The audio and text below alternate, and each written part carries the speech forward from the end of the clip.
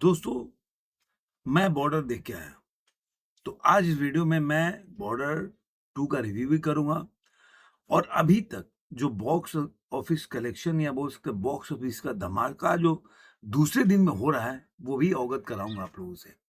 जो मेरे दोस्त, जो सनी पाजी के फैन्स होंगे, वो निराश होंगे, उनको निराश होने की ज़रूरत नहीं है, क्योंकि निराश किया अच्छा कलेक्शन हुआ है। अब जो हमने उम्मीद में लगाया था, उससे थोड़ा कम है, लेकिन कम भी नहीं है। तो स आज दूसरे दिन में क्या सिनेरियो बन रहा है, वो सब बताऊँगा। लेकिन पहले रिव्यू से शुरू करेंगे। एक बा एक चीज़ में, एक लाइन में अगर रिव्यू करूँ, तो मैं गलत साबित हुआ। दूसरा लाइन में बोलूँ, अगर उस फ़िल्म को अगर बॉर्डर 2 की एक लाइन में और बोलना है, तो मैं एक्टिंग के लिहाज से कोई बोले, तो मैं कभी नहीं बोलूँगा कि सनी पाजी इसमें कोई एक्टिंग की है। सनी पाजी ने एक आर्मी कैसे होता है, वो ज़िंदगी जिया है। बिल्कुल, आप जो लोग भी पिक्चर देख के आएँगे, वो छोड़ दीजिए क्रिटिक्स लोगों को और जो सोशल मीडिया पे जो भी लिखते हैं इसके बारे में या वीडियो बना रहे हैं। एक आम पब्लिक जो फ़िल्म के बारे में बिल्कुल नहीं जानती कि वो मनोरंजन करने के लिए जाती है, जो ये नहीं सोचती है कि फ़िल्म का कलेक्शन कैसा होगा, जो ये नहीं सोचती है कि फ़िल्म का फ्रेम कैसा है या उसका वीएफएक्स कैसा है, वो देखती है काम, एक्टर, क्योंकि एक्टर ही फ़िल्म को प्रेज़ेंट करता है। वो डायरेक्शन को उतना नहीं जानती जितना कि एक्टर को प्रेज़ेंट जो करता है उसको जानती है। एक आम पब्लिक की बात कह रहा हूँ।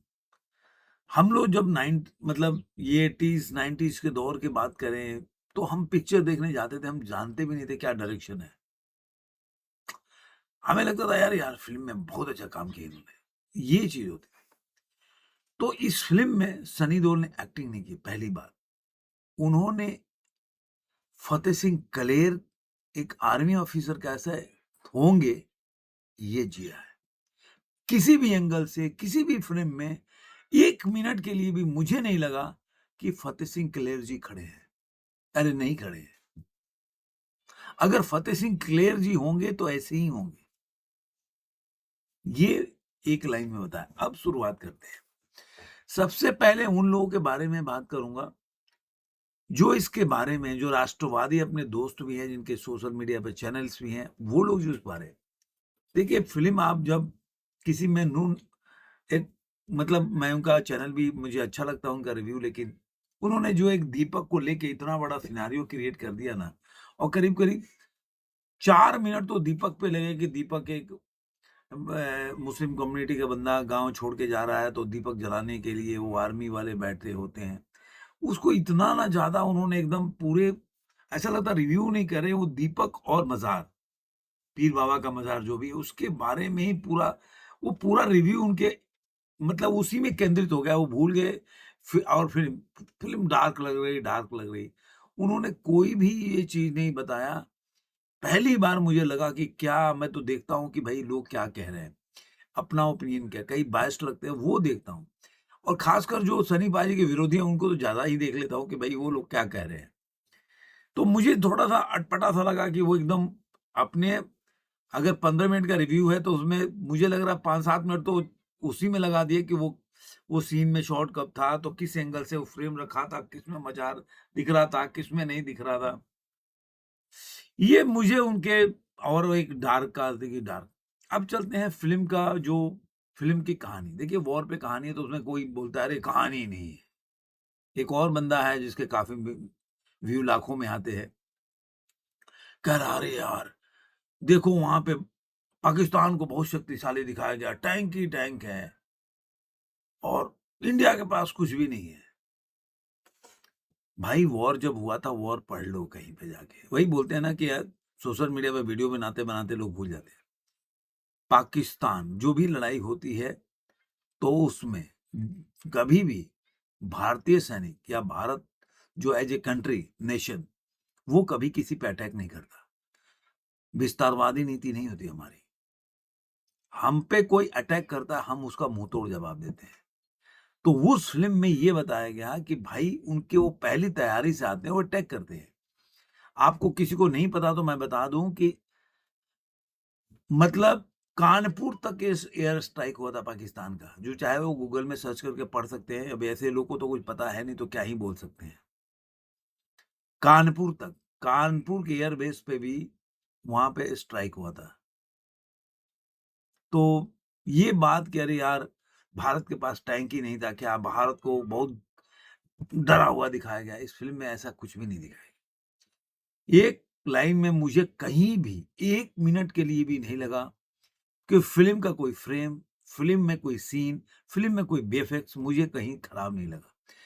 और मैं एक चीज़ और आपको बोल दूँ कि मुझे लग रहा है कि जिसने भी टेलर की कटिंग की थी, वो कहीं न कहीं टेलर को एडिट इसे बेटर किया जा सकता था, क्योंकि टेलर उतना बढ़िया से फ़िल्म को प्रेज़ेंट नहीं कर पाया, जिस तरह से करना चाहिए था।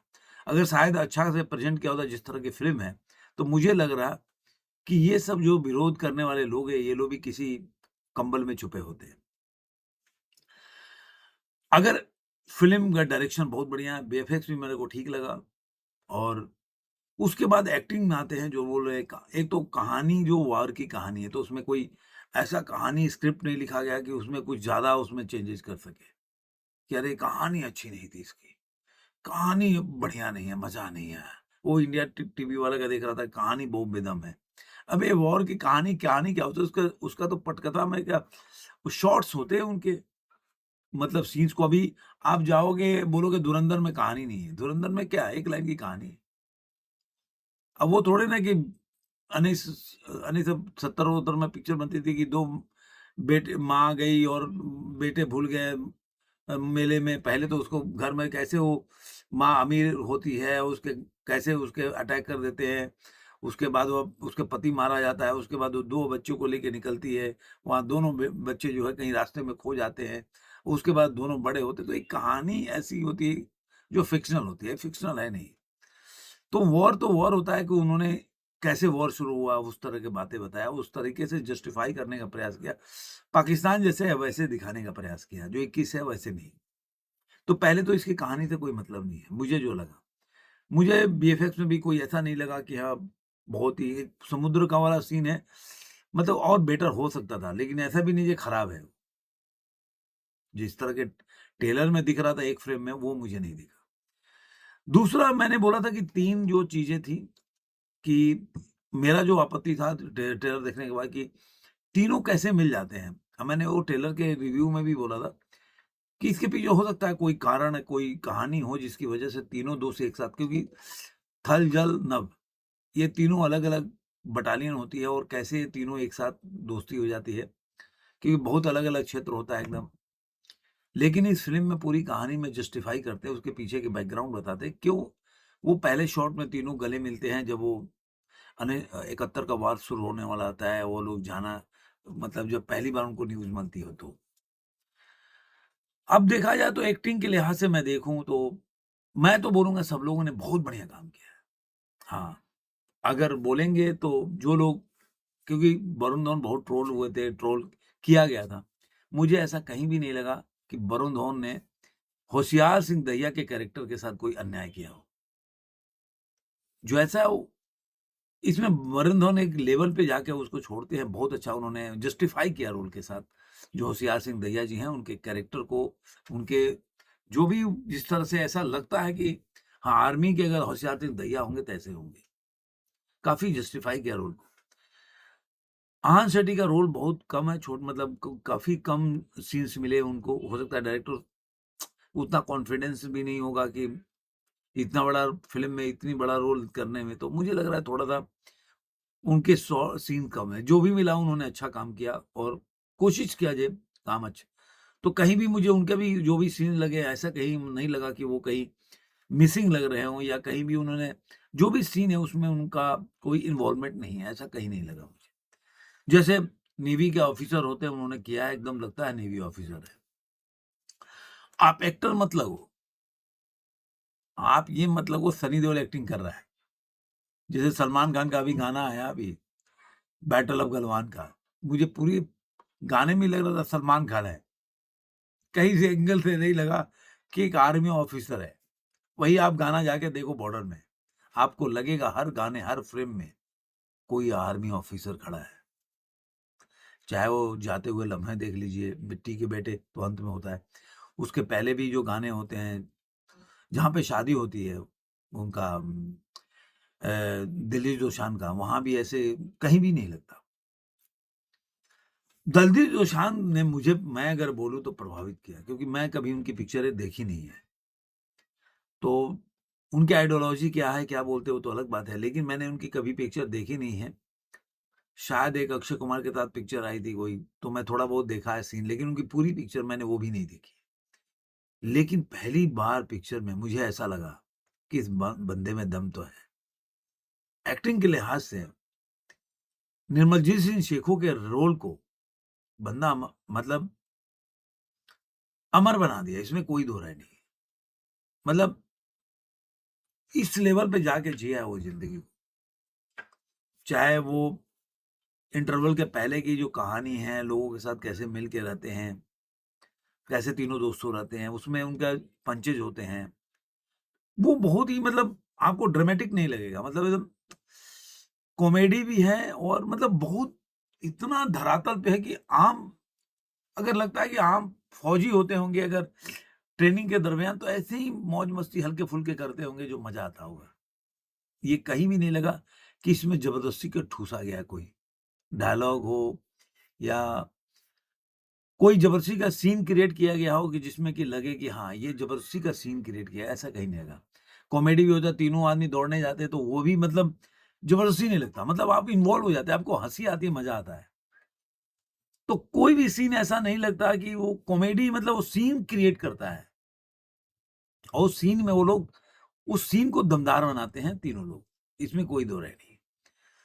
मुझे वो लास्ट वाला सीन जो, जब निर्मलजीत सिंह सेखो का जो रोल था, वो मूंछ ताव देते हुए और दिल्ली दोसांझ जो है क्रैश होता है उनका, मतलब वो सीन तो फैंटास्टिक है। मैं सीन्स भी बताऊंगा कौन कौन सा सीन जबरदस्त है मुझे जो लगा। एक तो वो लगा मेरे को, निर्मलजीत सिंह सेखो वाला जो सीन था वो बहुत मस्त लगा मुझे। उसके बाद मेरे को एक और सीन बहुत जबरदस्त लगा, जब सनी पाजी गुरुद्वारे नहीं जाते हैं, उस समय खड़े हो जाते हैं। दूसरा बहुत डायलॉग बाजी भी नहीं है, अरे नहीं जा सकता मैं तो, जैसे दीवार में डायलॉग था। वो केवल चलते-चलते बीच में रास्ते में रुक जाते हैं, और वो देखते हैं आँखों में, फिर चले जाते हैं। बंदे को कहना क्या है, वो आँखों से और सीन से बोलता है। डायरेक्टर का उस सीन को लिखना, उसको डायरेक्ट करना, और सनी पाजी को उसको किस तरह से सीन को पर्दे पे दिखाना है, ये सीन फैंटास्टिक है। उसके बाद आप देखेंगे मोना सिंह का काम अल्टीमेट है, मतलब देखा तो मेरे जितने भी मतलब अपोजिट में हीरोइन्स हैं, उनके सारे के काम अच्छे लगे, चाहे वरुण धवन के साथ हो, या आपने दिल्ली दोसांझ के साथ कहा हो, सबके काम, थोड़ा-सा उनका रोल भी कम है, इसलिए उनके जो वाइफ है ज़्यादा नहीं दिखाया है, जो आन शेट्टी की वाइफ को, लेकिन इन लोगों के सीन्स हैं काफ़ी, तो इन लोगों ने काफ़ी अच्छा काम किया, इसमें कोई दो राय नहीं। लेकिन उसमें मोना सिंह जो है, जो सीन में बाजी, जहाँ पे वो, जो उनको खबर मिलती है उनके, कि उनके बेटे का मतलब बेटा वीर गति को प्राप्त हो गया। वो सीन में जो मोना सिंह ने एक्टिंग किया है ना, जब उनकी बॉडी आती है, मतलब मायाब के घुसमो आ जाएँगे। मतलब सनी पाजी और मोना सिंह मिल के, और पूरा सेट कहीं भी ऐसा नहीं लगता कि पीछे जो लगा है दर्शक तो खड़ा है ऐसे ही, और 2 लोग एक्टिंग कर रहे हैं, ऐसे नहीं। वो पूरा लगता है कि माहौल वैसा है कि किसी आर्मी ऑफिसर की बॉडी आई है, और वो माहौल बनता है, वो माहौल में वो सीन बनता है, तो डायरेक्टर, एक्टर सबका मतलब सैल्यूट कर सकते हैं उस सीन में। वो जो उनके बेटे अंगद सिंह कलेर जो लेटे हुए हैं, वो बंदा भी मतलब एकदम लग रहा है कि हाँ, कि बॉडी ही है। तो मतलब कहीं से भी वो पूरा सीन मतलब मेरे को बहुत दिल को छू गया। उसके बाद सनी पाजी का तो आपने टीजर देखा होगा, जहाँ पे वो बोलते हैं कि जुर्रत से जीती जाती है, जहाँ पे वो शिवाजी महाराज का भी नाम लेते हैं। वहाँ पे जो स्पीच है ना शॉर्ट दिखाया है, उसको एक और जो लाइन बोलते हैं ना वो शिवाजी महाराज, जी शिवाजी महाराज ने कैसे जंग जीती थी, वो वहाँ लाइन में जो वो बोलते हैं आगे बढ़ के ना, वो जबरदस्त शॉट था। तो देखा जाए तो सनी पाजी ने तो मुझे कहीं से भी नहीं लगा कि एक्टिंग किया, मुझे लग रहा था किसी आर्मी ऑफिसर को देख रहा हूँ। और मैंने तो कभी ज़िंदगी में सौभाग्य प्राप्त नहीं हुआ, जो हरदेव सिंह कलेर, हरदेव सिंह कलेर नाम था उनके, उनको देखने का सौभाग्य नहीं प्राप्त हुआ। लेकिन मैं उम्मीद करता हूँ कि हरदेव सिंह जी होंगे तो ऐसे ही होंगे। मतलब मुझे सनी पाजी को सैल्यूट करना चाहिए, बंदे ने तो उस जगह को कोई फ़ील नहीं कर सकता। सनी पाजी अगर वो रोल को नहीं कर पाया तो कोई नहीं कर पाएगा, इंडस्ट्री में कोई नहीं कर पाएगा। कुछ रोल जो होते हैं जैसे कि मैंने डा जो अक्षय खन्ना ने रोल किया धुरंधर में, वो रोल को दूसरा कोई और कर नहीं सकता। जो छावा का रोल देखेंगे, जो उस फ़िल्म में ड जान डाला है, उस फ़िल्म के रोल को दूसरा कोई कर नहीं सकता। दोनों औरंगज़ेब के रोल को अक्षय खन्ना और जो विक्की कौशल ने किया था। बाकी रोल्स ऐसे होते हैं लोग कर लेते हैं, लेकिन कुछ रोल एक्स्ट्रा ऑर्डिनरी क्रिएट हो जाता है, एक्टर अपना पूरा एफर्ट लगा के वो ज़िंदगी को जी लेता है, वो बड़ा बात होता है। तो मुझे ओवरऑल देखा जाए तो कहीं भी एक जगह भी फ़िल्म मेरे को ऐसा नहीं लगा कहीं भी मैं उसमें गलती निकाल सकूँ। अब बग बैठ के अभी भी लोग वीडियो बनाने वाले बनाएँगे, अरे यार इसमें तो आर्मी वालों के पास तो टैंक भी नहीं था, तो फलाना नहीं था, ढिमका नहीं था, तो आप भूल जाइए, फ़िल्म जाकर देखिए। फ़िल्म फाड़ू है, ज़बरदस्त है। अब आते हैं इसके दूसरे पार्ट में कि फ़िल्म का जो क बॉक्स ऑफिस कलेक्शन है वो कैसा है। तो मैं बॉक्स ऑफिस कलेक्शन पे साकनी के डाटा के हिसाब से चलते हैं कि साकनी के हिसाब से ये अभी तक कितनी कमाई की है। पहले दिन की मैं बताऊँगा, पहले दिन जो ये मूवी ने अब इनके हिसाब से जो आ गया 30 करोड़ कमाया था, क्योंकि पहले 26% का इन्होंने ऑक्यूपेंसी दी थी, अब 32.10% है। और अब इन्होंने 30 करोड़ की कमाई की बताया कि 30 करोड़ इंडिया नेट में कमाई किया है। इसका ग्रॉस हो जाता 36 साढ़े 7 करोड़ बहुत बढ़िया है। साढ़े 7 करोड़ ओवरसीज़ से कमाया। सनी पाजी के लिए अच्छा है, सनी पाजी की पिक्चर है जो जाट आई ओवरसीज़ में नहीं कमा पाई, इसलिए वो पीछे रह गई थोड़ा-सा बोल सकते हैं। तो वर्ल्ड वाइड कलेक्शन 43.50 है। तो कोई भी आदमी को निराश होने की ज़रूरत नहीं है। अभी भी धुरंधर से ज़्यादा कमाई की है इस मूवी ने।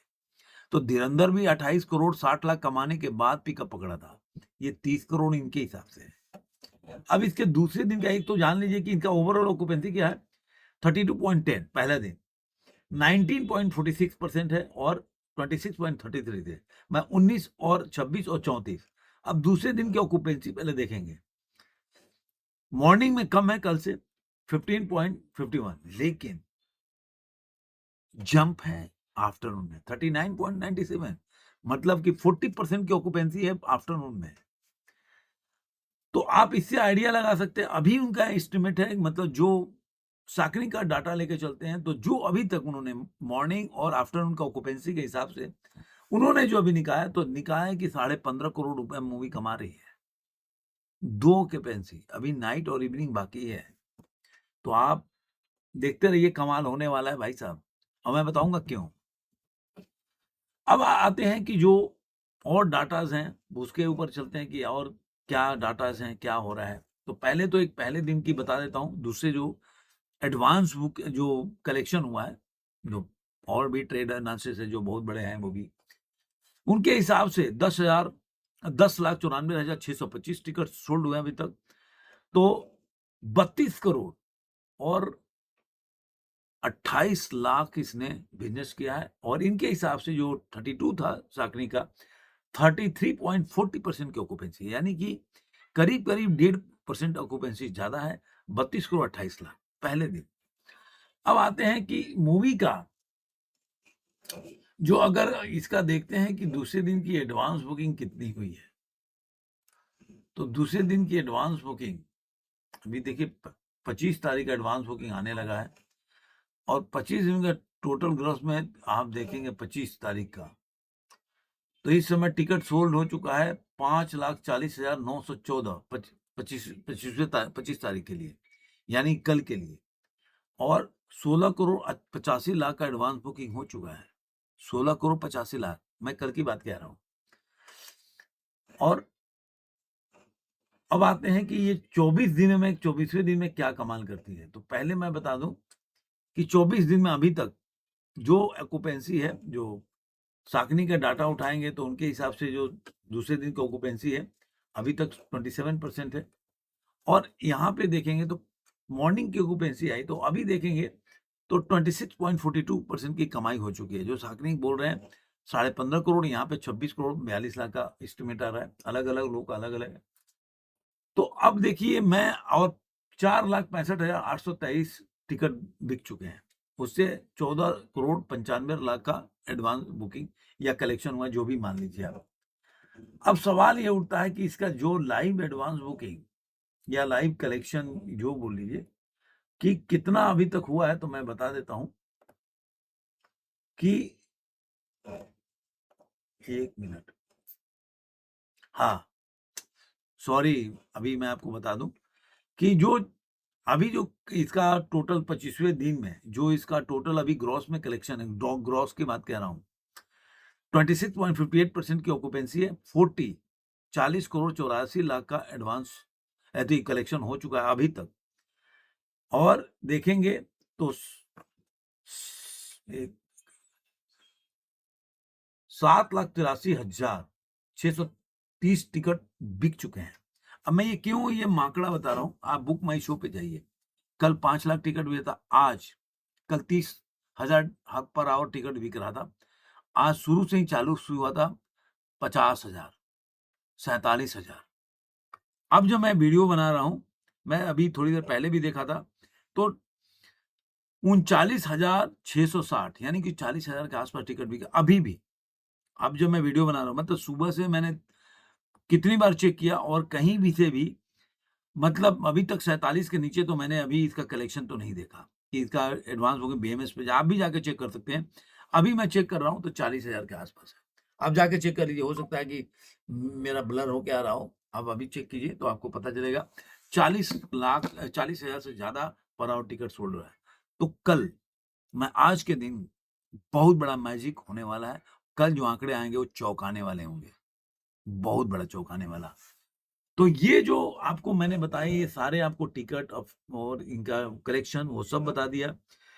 अब इसके साथ ही है कि धुरंधर के साथ भी ऐसे ही बाद में रफ्तार पकड़ी थी। अभी देखिए आज नाइट में ऑक्यूपेंसी जबरदस्त आएगी आज से। कल नाइट की ऑक्यूपेंसी बढ़ी थी तो पूरा अब ये मॉर्निंग, आफ्टरनून, नाइट की ऑक्यूपेंसी जाएगी। कल भी नाइट की ऑक्यूपेंसी जबरदस्त जाने वाली है। तो 2 दिन तक ये तहलका मचाएगी फ़िल्म और अच्छी कमाई करने वाली है। मैं शाम को वीडियो लेके आऊँगा तो मैं बताऊँगा कि फ़िल्म का ऑक्यूपेंसी और कमाई अभी तक कहाँ पहुँचा है। आपको ये वीडियो कैसा लगा ज़रूर कमेंट में बताइए। फिर मिलेंगे किसी और वीडियो में आज के लिए।